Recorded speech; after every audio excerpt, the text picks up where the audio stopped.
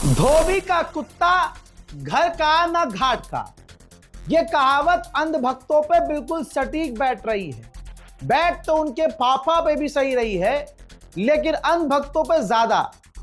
क्योंकि दोस्तों, मोदी जी ने तेल के दबाव में, गैस के दबाव में ऐसी पलटी मारी है कि अंध भक्त भी अब कंफ्यूज हो गए हैं कि अब करें तो क्या करें।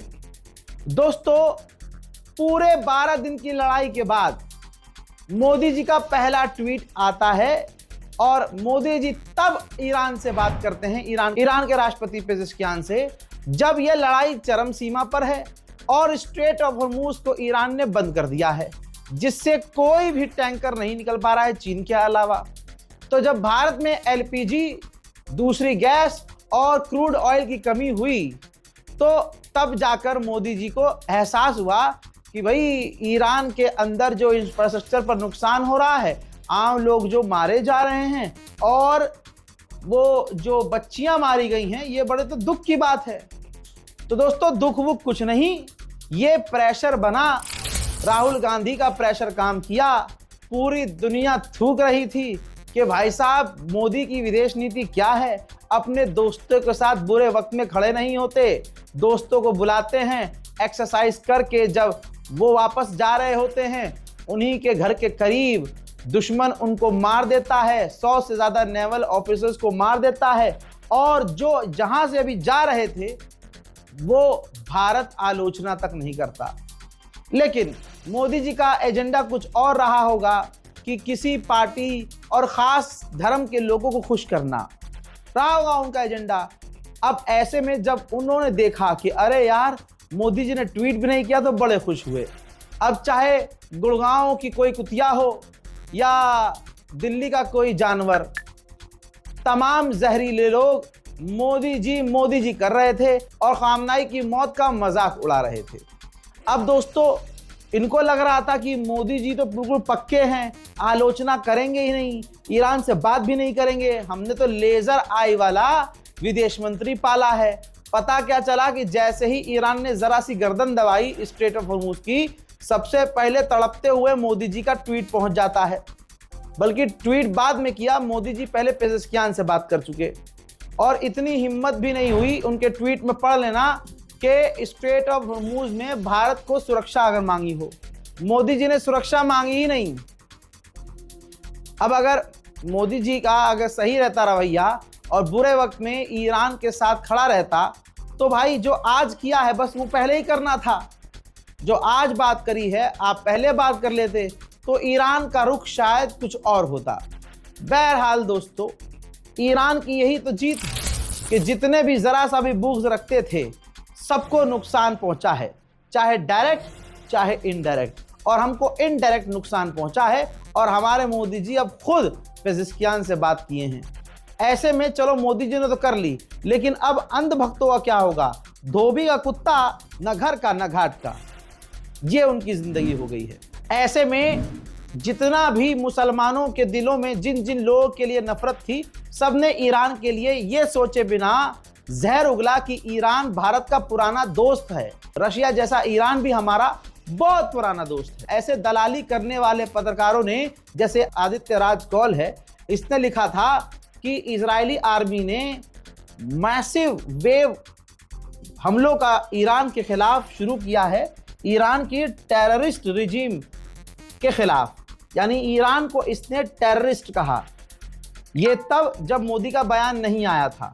दोस्तों, ईरान की रिजीम को यह टेररिस्ट कह के संबोधित कर रहा था। अब सोचिए, जब मोदी जी ने बात कर ली है ईरान से, तो अब क्या कहेगा ये आतंकवादी पत्रकार। एनडीटीवी में ये पत्रकार है।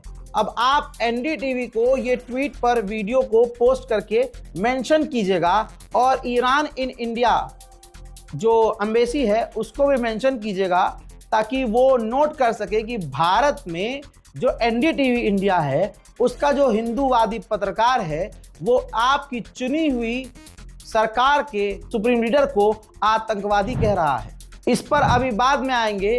भारतीय विदेश मंत्रालय ने भी सीधा सीधा कहा है कि ईरान में जो 170-160 लड़कियां मारी गई हैं। ईरान से हमने बात करके गहरा दुख व्यक्त किया है। देखा दोस्तों, जरा सा तेल क्या बंद हुआ, मोदी सरकार ऐसे पलट गई। जो अंडुए बकरे लगे हुए थे दिन रात ईरान की बुराई करने में, सारा प्रोपेगेंडा थूक कर अब ये चाट रहे हैं। सुनिए। As far as the question of the school children you talked about is concerned, as I've said, we have issued several statements on the ongoing conflict. We have underlined the need for prioritizing the safety of all civilians. We regret the precious lives lost, and express our grief in that regard. उंगलियां घिस रहे हो और bank account खाली है? Smart बनो, वही time master app पर लगाओ। यहाँ गेम खेलने और वीडियो देखने के भी पैसे मिलते हैं। And express our grief in that regard. अब आते हैं आदित्य राज कौल पर। दोस्तों, इसका ये ट्वीट आप देख लीजिए, जिसमें इसने ईरान को टेररिस्ट रिजीम कहा था। अब इसकी दूसरी तस्वीर देखिए, जो यहूदी है, हाँ हो है ना हो, लेकिन इजराइल का इतना कट्टर सपोर्टर था और है कि ये जब इजराइल गया तो उनकी जो धार्मिक स्थल है वॉल, ये वहां गया इजरायली टोपी लगाकर। अब सोचिए, ये मुसलमानों से इतनी नफरत करता है कि मुसलमानों के खिलाफ जाकर ये इजराइल में जो इजरायली खुद मुसलमानी करवाते हैं, और अगर इतिहास देखा जाए तो मुसलमानों से ही उसका यहूदियों का लिंक है। ठीक है, यहूदा जो है इसकी नस्ल है। ठीक, तो ये अच्छा, वो इजरायली गौ माता का गोश्त खाते हैं, मुसलमानी वो करवाते हैं, लेकिन तमाम चीज़ों से इन्हें दिक्कत नहीं है इजराइल के, क्योंकि इजराइल मुसलमानों को मार रहा है। गवर्नमेंट और इंडिया को ये सोचना चाहिए कि आदित्य राज कौल 100% ऐसा ना निकले कि ये मोसाद का एजेंट हो, जो इंडिया में रहकर, जी हाँ, जो इजराइल का इतना करीबी है और इतने हाई लेवल का पत्रकार है, और इजराइल ये जाकर उसकी सेंसिटिव धार्मिक जगहों पर जाकर वापस आया है। कहीं ऐसा तो नहीं कि ये इजराइल के मोसाद का एजेंट हो। अब आप सोचिए, इसने ईरान को आतंकवादी देश कहा। वहीं इसी के ट्वीट के साथ दूसरा ट्वीट गवर्नमेंट का दिखा रहा हूं, जिसमें हमारी गवर्नमेंट ने 3 मिनिस्टर बनाए हैं कमेटी में, अमित शाह, हरदीप सिंह पुरी और जयशंकर, जो ईरान से बात करेंगे। न्यूज़ 18 और CNN ने कंफर्म किया है। अमित शाह, हरदीप सिंह पुरी और जयशंकर, जो ईरान से बात करेंगे। न्यूज़ 18 और CNN ने कंफर्म किया है कि ये भारत के 3 दिग्गज नेता ईरान से ये तेल के रास्ते के क्लियरेंस के लिए और अपडेट पर बात करेंगे। यानी आदित्य के हिसाब से टेररिस्ट ऑर्गेनाइजेशन और जो टेररिस्ट रिजीम है उससे मोदी सरकार बात कर रही है। तो या तो क्लियर है कि ईरान टेररिस्ट नहीं है, ठीक, या फिर ये कहा जाएगा कि ईरान टेररिस्ट स्टेट से इंडियन गवर्नमेंट अब बात कर रही है। आदित्य राज कौल जैसे बहुत सारे हिंदू हैं जिन्होंने खुशी खुशी में जोश जोश में ईरान के खिलाफ जहर उगला और सोचा मोदी सरकार उनके साथ है, लेकिन एंड मूवमेंट पर मोदी सरकार पलट गई और अब अंधभक्त नंगे हो गए। अब ना ये घर के हैं ना घाट के हैं। मेरे दोस्तों, इस समाज की असलियत आप ये देखिए, घर में सिलेंडर नहीं है, घर में खाना नहीं है, जेब में पैसा नहीं है, हाथ में नौकरी नहीं है, माँ बाप का पेट ये पाल नहीं सकते, बीवी अगर आ भी गई है तो उसको संभाल नहीं सकते। पूरी दुनिया, खुद अमेरिकन डोनाल्ड ट्रंप का विरोध कर रहे हैं। अमेरिका के लोग सड़कों पर उतरकर डोनाल्ड ट्रंप के खिलाफ प्रदर्शन कर रहे हैं। अमेरिकी गवर्नमेंट और ऑफिशियल ने माना है कि हाँ, उनके हाथों से ईरान की छोटी छोटी बच्चियों का कत्ल हो गया है। यहाँ आप देखिए, यहाँ हरिओम उत्तर प्रदेश का डोनाल्ड ट्रंप के पोस्ट पर जाकर लिखता है, सर अगर आप ऐलान कर दें कि बजरंग दल और आरएसएस और जो सनातनी हैं इंडिया से, उनको हम बुला रहे हैं हमारी कंट्री को बचाने के लिए, तो ईरान को पलक झपकने से पहले खत्म कर दिया जाएगा। जय श्री राम। हजरात, ये है 2014 के बाद वाले हिंदुओं की असलियत। ये 2014 के बाद वाले हिंदू है। अब सोचिए, जिसने बच्चियों का नरसंहार किया और उसकी गवर्नमेंट अब उसके खिलाफ बातें कर रही है। अमेरिका के खुद लोग अमेरिका और इजराइल के गवर्नमेंट के खिलाफ हैं, जिनको दुनिया छोड़ रही है।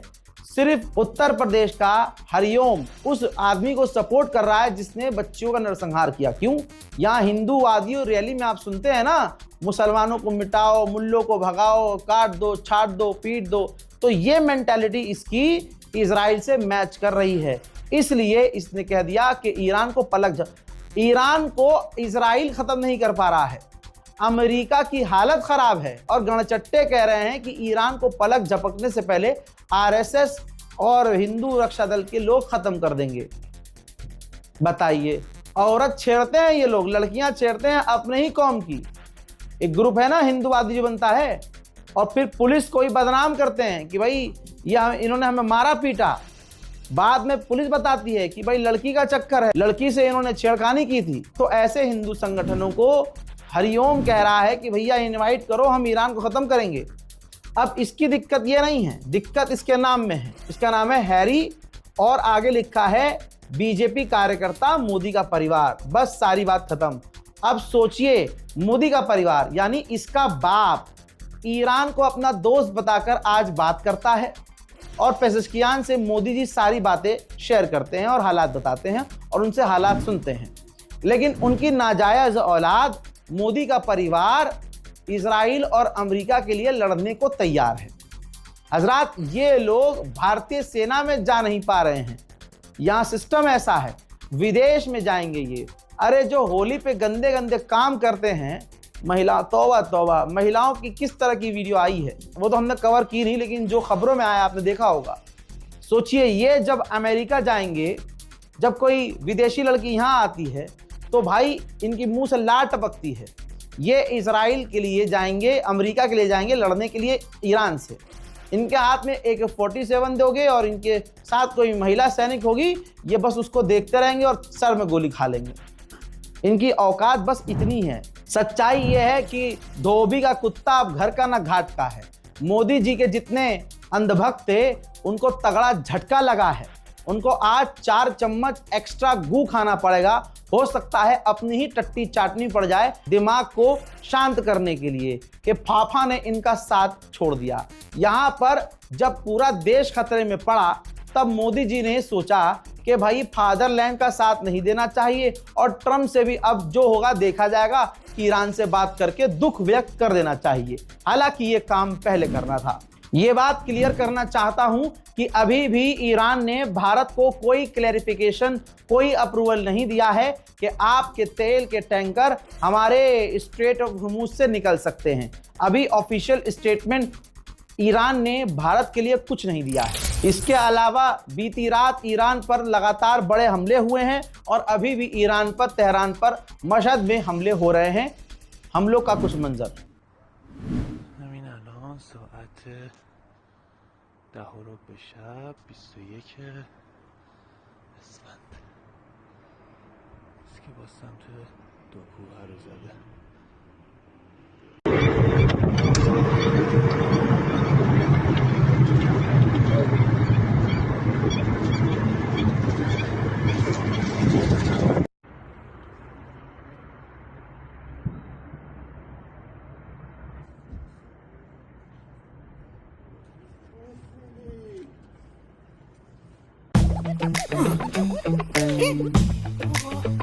सेफ इन्वेस्टर्स के लिए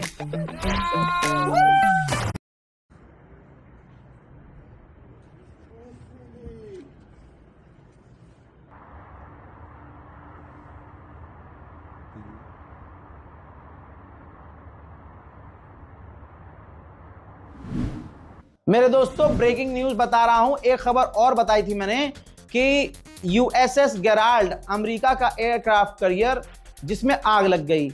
अमेरिका ने यह कहा कि उसमें अपने आप आग लगी थी, एक्सीडेंट हुआ था। ठीक, तो वो USS गेराल्ड इस तरह से बेकार हुआ, डैमेज है। अब आ रही है टैंकर की खबर। कहा जा रहा है कि 2 अमेरिका के टैंकर हिट हुए हैं। अमेरिका ये कह रहा है कि वो फ्रेंडली हिट हुए हैं, आपस में टकरा गए थे। हाँ, खिलौना है ना, तुम खेल रहे थे, टकरा गए थे। बहरहाल कहा जा रहा है कि एक इराक में क्रैश भी हो गया है टैंकर इनका। जो बड़ा वाला जहाज होता है जिसको इस्तेमाल किया जाता है हवा से हवा में ही फाइटर जेट को रिफ्यूल करने के लिए। तो इराक में एक क्रैश हो गया है इनका टैंकर अमेरिका का, जिसमें 6 अमेरिकी एयरफोर्स के लोग थे। ऑब्वियसली वो बचे तो होंगे नहीं, क्योंकि फाइटर जेट होता है तो इजेक्ट कर लेते हैं, जहाज ही फट जाए, क्रैश हो जाए, गिर जाए तो आदमी कैसे बचेगा। दूसरी बात, एक एयरक्राफ्ट कैरियर इन्हीं में से इमरजेंसी लैंड हुआ है इजराइल में, कहा जा रहा है कि वो डैमेज है। उधर मेरे दोस्तों इंटरनेशनल भिखारी, तस्वीर देख लीजिए, पहुंच गया है पाकिस्तान का प्रधानमंत्री, पहुंच गया है सऊदी अरब और बिन सलमान से मुलाकात की है।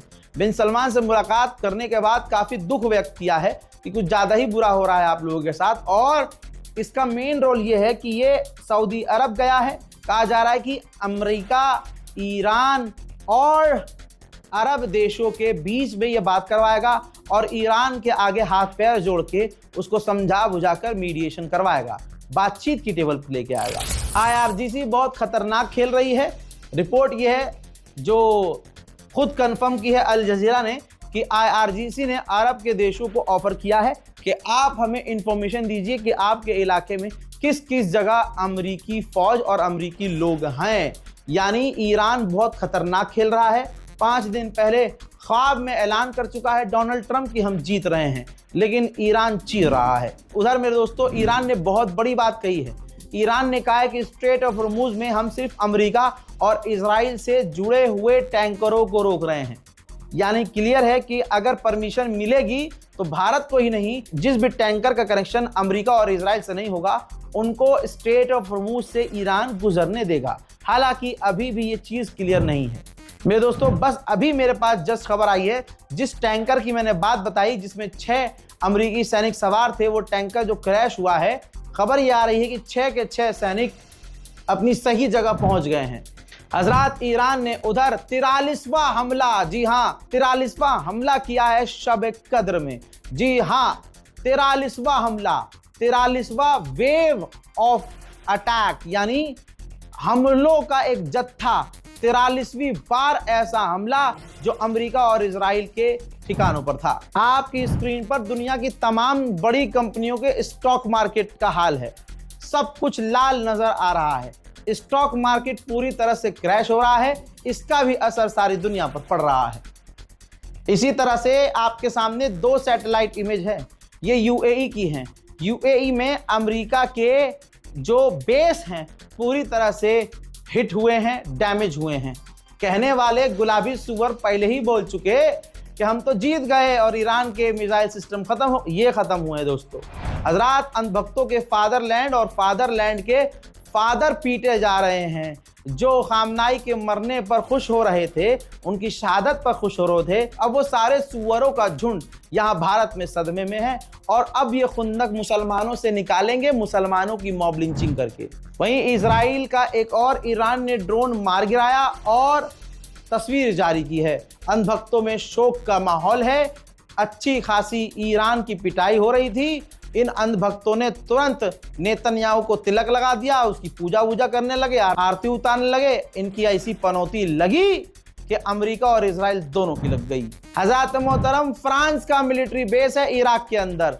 कहा जा रहा है कि इराक के अंदर ही जो ईरान के समर्थक ग्रुप हैं, उसने फ्रांस के बेस को निशाना बनाया है और पूरी तरह से बेस को उड़ा दिया है। देखिए,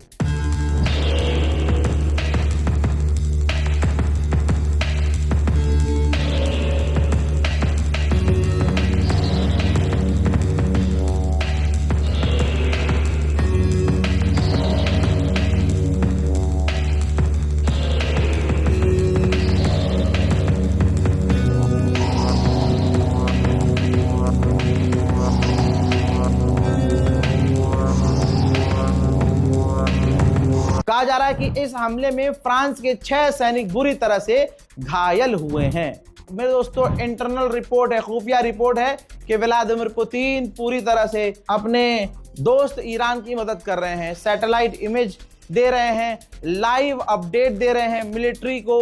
वो बता रहे हैं कि किस जगह आपको निशाना बनाना है। इसी वजह से, रशिया की मदद की वजह से ईरान सटीक और खतरनाक हमले कर पा रहा है। मेहराबाद एयरपोर्ट पर ईरान का एक टैंकर खड़ा था, KC 747, जी हाँ, जिसके अंदर तेल होता है, ईंधन होता है।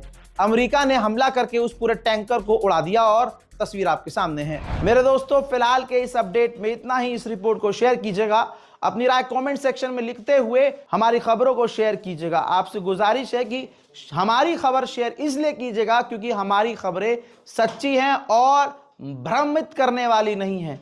आधे से ज्यादा मुसलमान फर्जी न्यूज शेयर कर रहा है और फर्जी न्यूज देख रहा है। आप लोगों से हाथ जोड़कर गुजारिश है, ये जंग में मुसलमानों की हार होगी अगर मुसलमान गलत खबर सुनेगा और गलत खबर को सुनकर खुश या दुखी होगा। रिपोर्ट शेयर कीजिए। जय हिंद।